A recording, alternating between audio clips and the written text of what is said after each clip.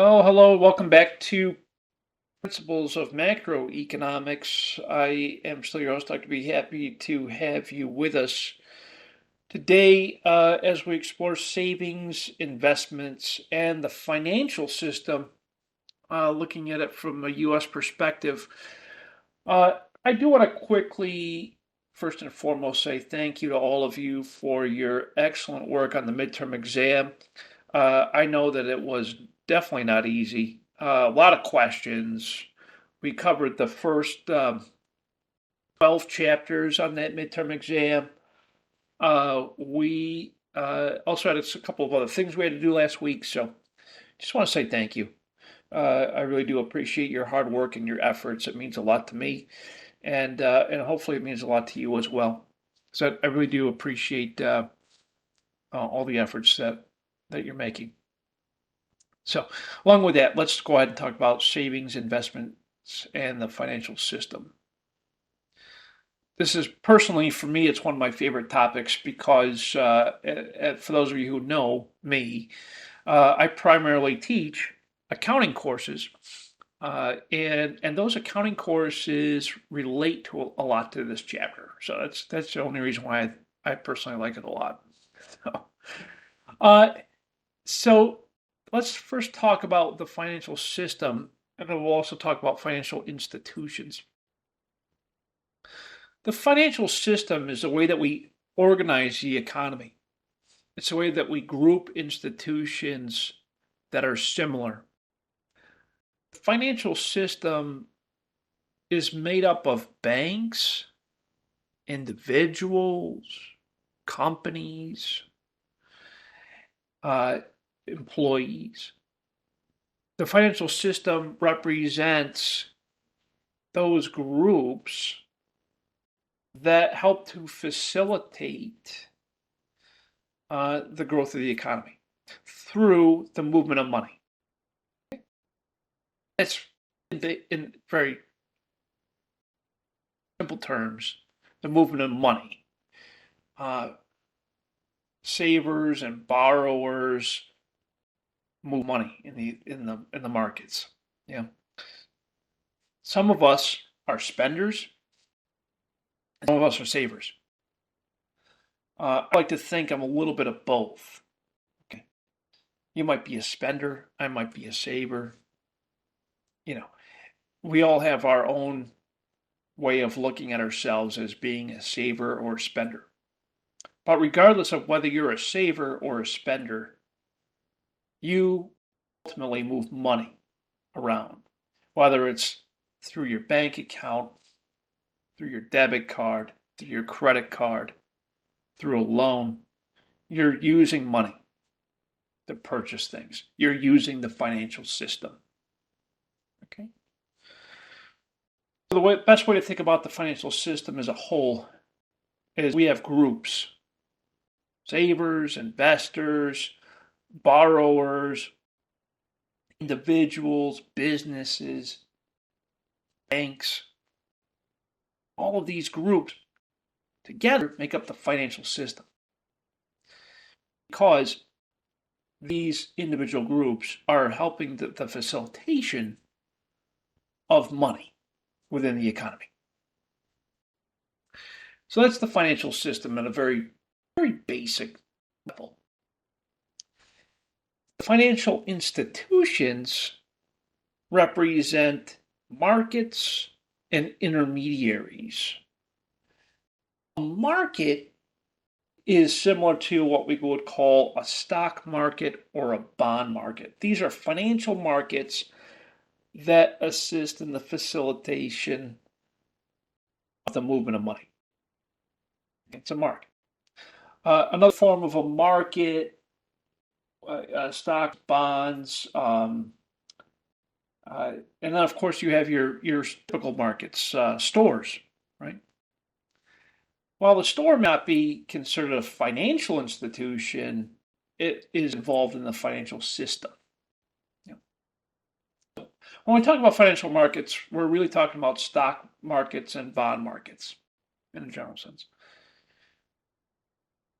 And then we have the financial intermediaries. These are going to be your banks, and your credit card processing companies, the middleman, right? And it's usually the bank, a bank or multiple banks. So the financial markets, these are your bond markets and stock markets. Savers can directly provide funds to borrowers through these financial markets. In essence, in a very simple way of thinking about this, a bond is a form of debt to the bond borrower. Okay? A bond holder is who the debt is owed to. You have the ability to buy bonds on the bond market as an individual. You're the saver in this example because you're lending money directly to the borrower of the bond. You see, a bond is very similar to like a loan. The difference here is that a bond is more direct than a loan is. It can be between two individuals, an individual in a business, an individual in the government, individual governments, individual businesses. They're all involved in what we call the bond market. There's a bond holder and a bond borrower. That's bonds. And that's how savers can directly provide funds to borrowers, is by selling them a bond. They have to repay the bond plus interest. Then we also have stocks. The stock market, such as the NASDAQ, the S&P 500, which is an index, the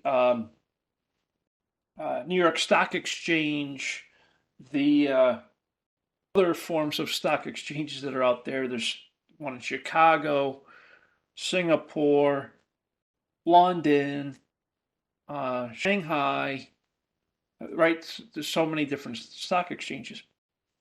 With a stock market, this is where individuals like us or businesses will purchase stock in a company or multiple companies in most cases.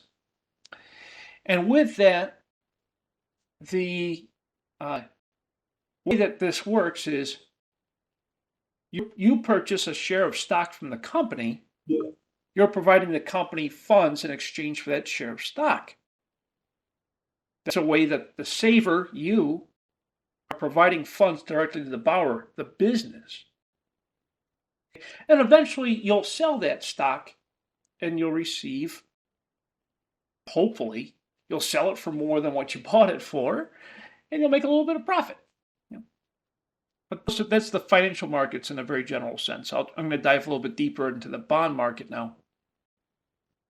So I had mentioned a bond is a form of debt. It can be held by an individual, a business, a government.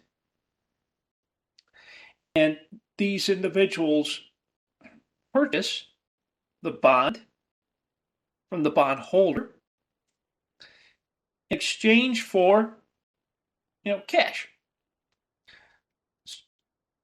The bond has to be repaid. It's a form of debt. And it's usually 1 year, 2 years. It could be either short term or long term, right?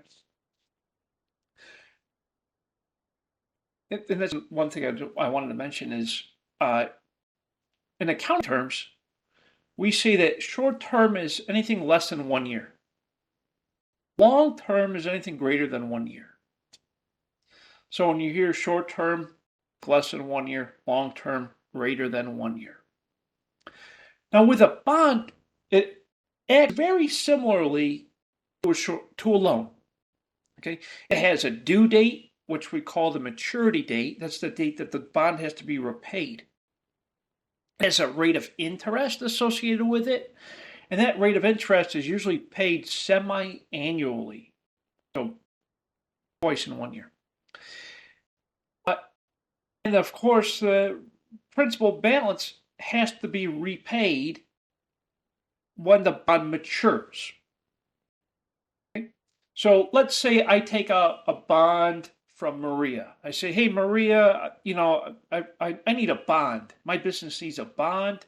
Would you be willing to indenture me a bond, issue me a bond?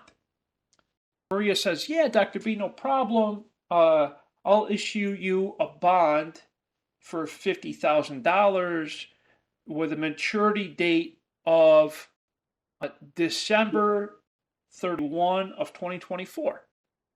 Okay, great. So that gives me a year, a month and a half to pay it back. So the maturity date, December 31, 2024.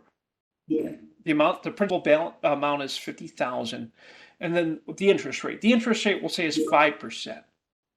Okay, and with this bond, Maria gets to receive 5% interest on that 50,000. She receives that twice per year. Once in the middle of the year and again at the end of the year. Okay? That's how bonds typically work. And again, the bonds can be used by corporations, the governments, individuals, etc. The best way to think about it is a short-term loan. I'm sorry, this thing is driving me absolutely crazy. Okay. How are bonds different according to characteristics? Okay. Hold on just a second, everyone. Let me just one second, please. So, as I was mentioning, the way that the bonds are made up is they could be short-term or long-term. Less than 1 year is short-term, greater than 1 year is long-term. So it could be a few months, which is short-term, or it could be a few years, or multiple years, or it could go in what we call perpetuity. Perpetuity means it never ends. Never ends. Long-term bonds are always riskier than short-term bonds. The reason for that is very simple. The likelihood of the bondholder defaulting or failing to make an interest payment in the future is higher in the long run. Okay, they might have a few bad years, or this year might be a bad year for them, so might not receive that interest payment. Right, so that's why long-term bonds are riskier than short-term bonds. Long-term bonds usually pay higher interest rates. That's very true. And also typically long-term bonds usually have a higher face value or a higher principal balance. So when you look at bonds, it's so important to understand the risk involved when you hold a bond, because there's always that possibility the bondholder, the borrower, might not be able to pay some of the interest or the principal balance. Yeah, that's typically why we have higher interest rates, to offset that risk. And it's the same is true with pretty much any other type of loan. When someone makes you a loan or you make someone else a loan, they look at what we call your credit worthiness. And that is determined by your ability to repay that debt. That's why sometimes the debt might carry a higher interest rate. It's also important to note that U.S. government bonds tend to pay a lower interest rates. The reason for this, of course, is that it's highly unlikely that the government would ever default.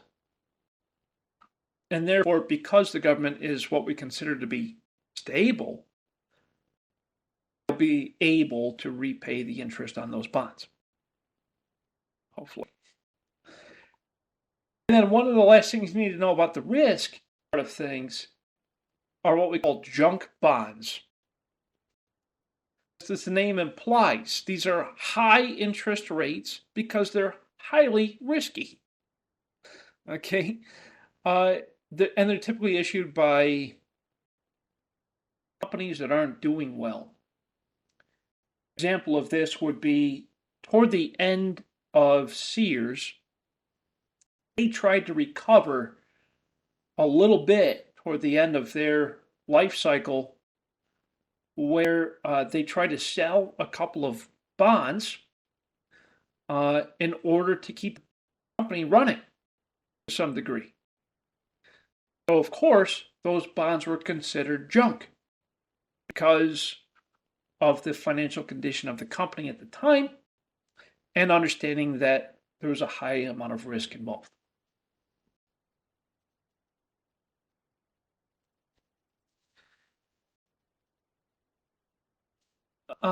And of course, one of the other biggest difference here is the tax treatment. Of course, interest that you earn is taxable because it's considered income. Interest you earn is considered taxable because it is considered income. Same is true with a high yield savings account. If you have a high yield savings account with a bank, the bank gives you interest on the money that you have in the bank. That's taxable. It's considered earned income. With municipal bonds, the word municipal means government. Municipal means government. When you hear the word municipal, think government. So government bonds or municipal bonds are issued by state, local, and federal governments. The owners of these municipal bonds are not required to pay federal income tax on the interest that these bonds earned. However, it's also important to understand that with government bonds, there is a lower interest rate associated with them. We call these low risk investments, government bonds or municipal bonds. And of course, we have the stock market. This is one of my favorite areas to talk about because I enjoy talking about different kinds of stock. So as you know, a stock is a form of ownership in a company. It's an equity. Way of financing for the business. Stock is considered equity for the business and also for the stockholder. A stock is defined as a claim to partial ownership in a company. It represents a small percentage of ownership in that company, depending on the number of shares that you own.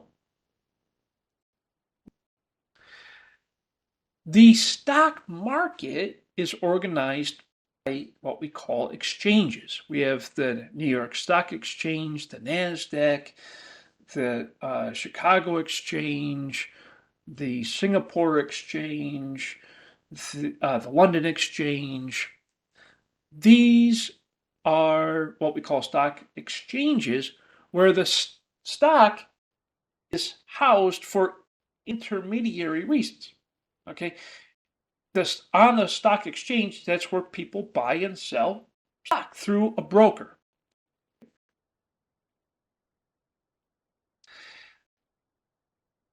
Stock, of course, is used by businesses, sold by those businesses in order to help to raise funds for the business. It's a way of they're selling equity in the business in order to raise cash. Within the stock, we have what's called a stock index. An index is like the S&P 500, also known as the Standard & Poor's 500. It represents 500 of the largest companies in the United States.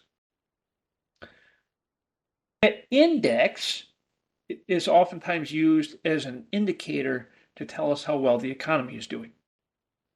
Okay. You might also look at what we call the NASDAQ. On that NASDAQ stock exchange, there are many indexes, and the largest one, of course, is tech. The tech index it is a cluster of IT stocks, like Google, Apple, Amazon, etc. So those, I personally uh, invest in indexes.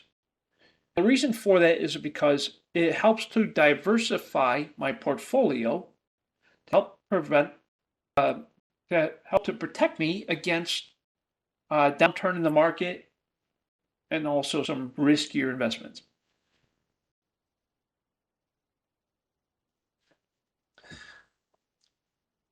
The financial intermediaries, as I mentioned earlier, are banks, also mutual funds, which is technically a part of the stocks, but a mutual fund is a portfolio of different stocks. Banks, those are the two types of intermediaries. And of course, this is an opportunity where individuals like you and I can provide funds directly to the borrowers through the form of loans or through the form of equities through the mutual funds. So the way that banks work is they take deposits from savers like you and I. We receive an interest rate on our savings accounts. It's usually very low. Sometimes lower than others. Depends. The bank uses those funds to then lend to others, and the bank charges an interest rate, right? Uh, by through lending and saving, the bank helps to facilitate the purchase of goods and services for individuals, and of course uses a certain type of exchange for that purchase, like checks.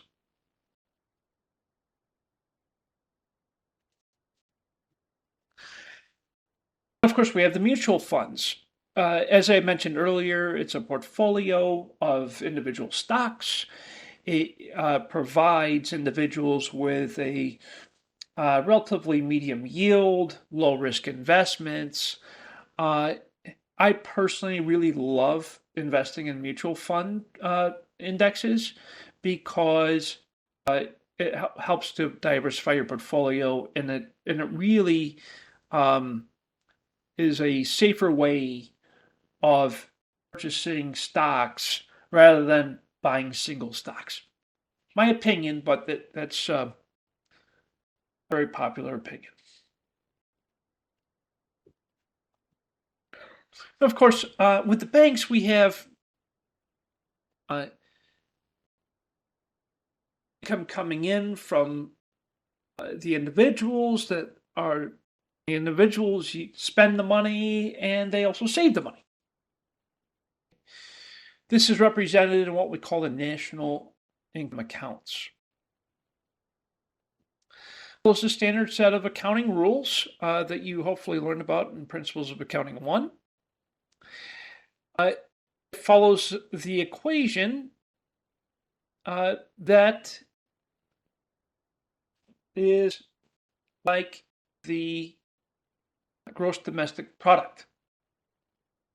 We'll talk about that here shortly.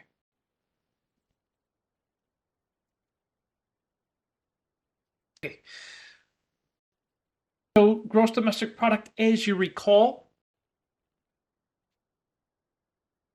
is where total income equals total expenditure. That's when it's at its optimal point. Gross domestic product is measured by taking consumer spending or consumption plus investing by the businesses plus government purchases plus net exports. Hopefully you all remember this equation because I'm pretty positive we talked about it earlier. A closed economy, which is an economy that does not do any kind of trade, the net exports is of course going to be zero because there's no trade. There's no importing, no exporting in a closed economy. Example of a closed economy would be Cuba, North Korea, in some cases Venezuela. And of course, with open economies, there's going to be quite a bit of trade, import and exports. So, of course, your net exports is going to be probably greater than zero.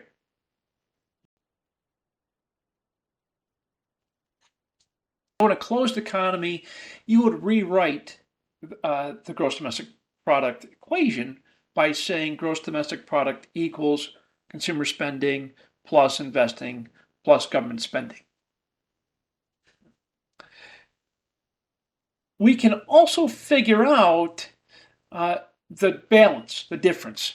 And within a closed economy, of course, that balance or difference is going to be what we call savings. Okay? The total income in the economy that remains in the economy after all of the individual spending and government purchases is called savings. The way to calculate savings is by taking gross domestic product minus consumer spending minus government spending equals investments. You'll notice that when we did that, what we did is we brought consumer spending and government spending onto the other side of the equation, side of the equal sign. So as you hopefully recall from your algebra class or whatever course that was, once we move the variables from one side of the equation to the other, we have to change the sign, from positive to negative. So gross domestic product minus consumer spending minus government spending equals investments. This is rewritten as savings equals gross domestic product minus consumer spending minus government savings. And at that point, your savings is equal to your investments.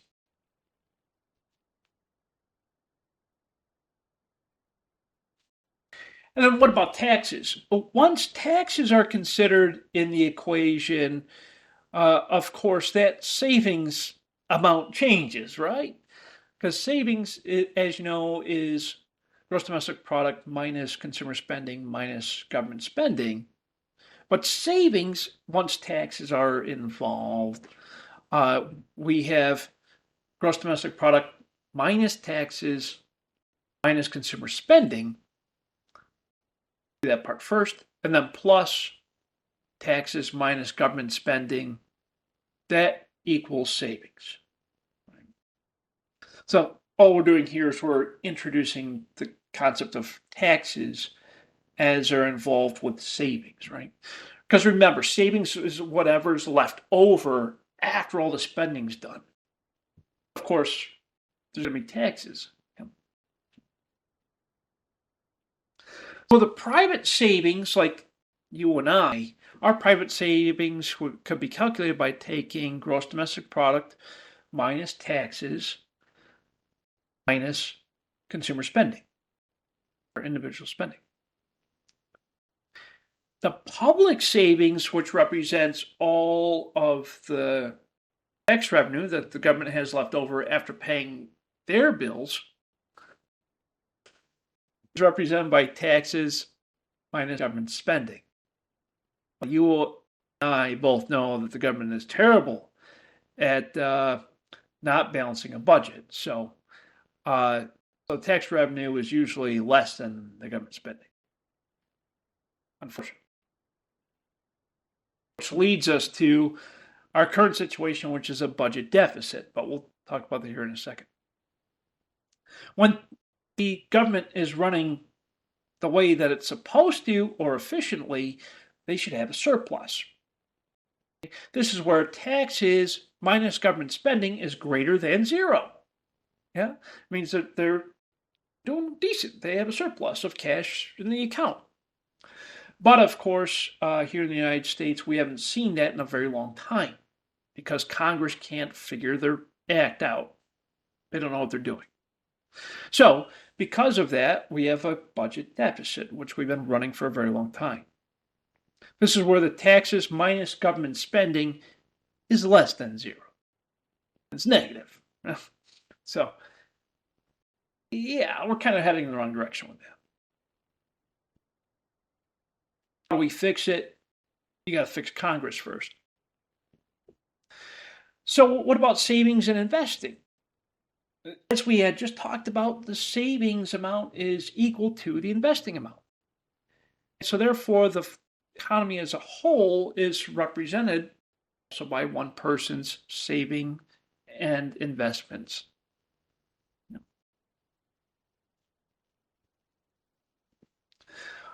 We talked about bonds briefly, and when we talked about bonds, we talked about how we use bond exchanges to buy and sell bonds, or we buy and sell stock. Those are bound to be a type of loanable fund. Same concept applies with actual cash through the bank. So there's always going to be a market for those who want to save and want to invest. And there's always going to be an intermediary like a bank to be able to facilitate that. What's one of the driving factors why somebody takes out a loan or issues a loan? It's all about the interest.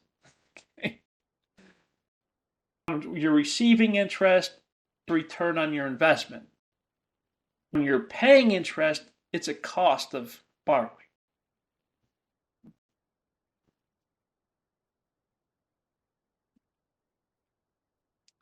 So, supply and demand function, when it comes to loanable funds, is actual cash. Here in the United States, we have the Fed, the Federal Reserve. The Federal Reserve controls the flow of cash. And so the supply side of things is controlled by the Federal Reserve. The demand side of this is the demand for savings and the demand for investments. Of course, the interest rate is one of the incentives. So looking at the supply and demand for loanable funds, we look at the interest rate. As interest rates go up, which we're seeing currently in 2023 due to inflation, as interest rates continue to rise, there should be less demand for taking out those loans. Okay? That should hopefully be self-explanatory. The opposite is also true, right? So the demand curve slopes downward, supply curve slopes upward, just like a normal supply and demand curve would. And here, of course, we see the center of supply and demand where the two cross. We call that the point of equilibrium, which in this case is how we find our interest rate.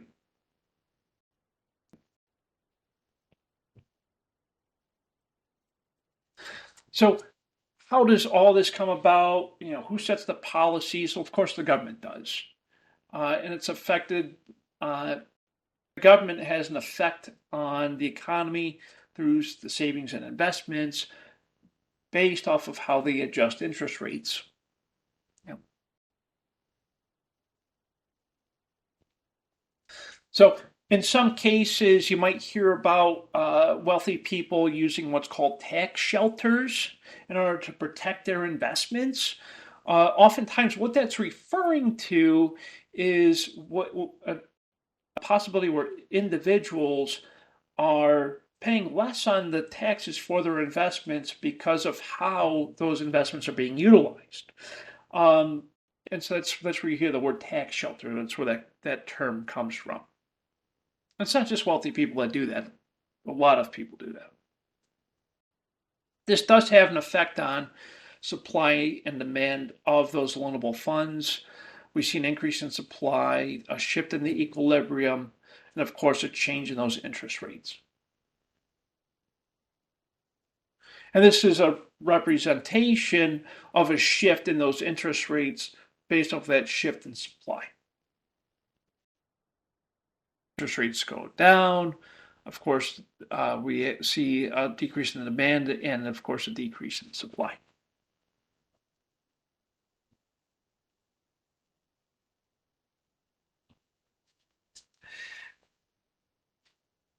oftentimes there are incentives involved for individuals to invest, and we call these tax credits. Okay. A tax credit is issued in the event where a business wants to grow. And so, oftentimes the way it works is the government will say, hey, you know what, we won't tax this part of your income because you're investing back into the company by hiring people, etc. And so that company receives what's called a tax credit. Okay. Tax credit's much different than a tax rebate. A tax credit is a reduction on the overall taxable income. Tax rebate is an actual reduction in the taxable income, which is slightly different. So, of course, with tax incentives, it's going to cause a shift in the equilibrium and also, of course, the demand curve. And here we see an example of this where the interest rate goes up, the supply is increasing, and so is the demand.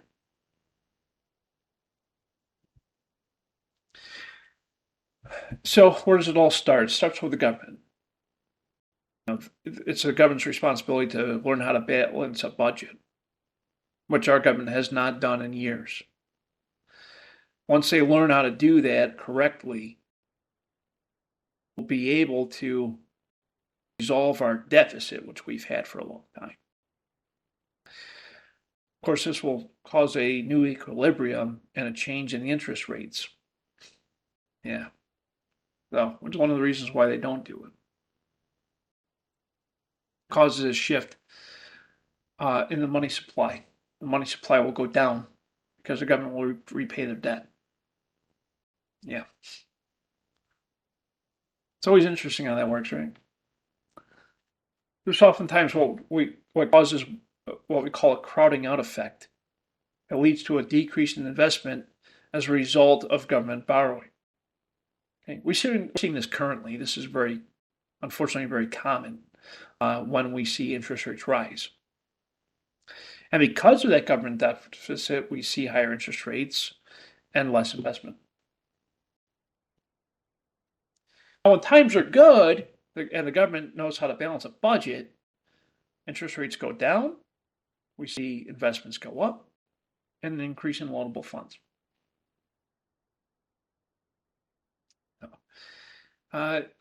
Yeah. And so this is what the history looked like, right? So we're probably about between 40 and 60% at the moment. 2023. Okay, that, my friends, is the end of our discussion today on savings, investing, and the financial system. Any questions on savings, investing, or the financial system so far? Hopefully we did okay, yeah? Okay, just to kind of recap, we are in week 9 already, if you can believe that or not. So last week you had the midterm exam. Now we're in week 9. So what's due by Sunday night? We have a discussion board, week 9 discussion board, which I see some activity in here already. Thank you, Nancy. This is very nice. So just as Nancy had done, what I'm looking for is I'd like you to respond to 5 of these questions. So pick 5 out of the 10, okay? Respond to those questions with 1 sentence each. So you should have at least a full paragraph minimum. And then I want you to respond to 2 of your classmates. And that'll be due for Sunday night. I see here Nancy did 1, 2, 3, 8, and 9. Very well done. And then so you'll do similar to what she did, and then of course you have a chapter 13 quiz. And both of those things will be due Sunday night. Any comments, questions, concerns? Good? You sure? No, maybe? Yes, we are. We good, Professor. Thank you. That's all right. Mhm. All right, cool. Awesome. Well, thank you all so much for your time today. I really appreciate it. I'm glad to see that everyone's doing well. The course is going very well so far, and let's keep up the great momentum. With that, if you need anything, you can always email me, call me, set up office hours. I'm here for you. So that's what I like to do. So thank you all so much for your time. Appreciate all of you. Have a wonderful rest of your night. Thank you. Bye bye.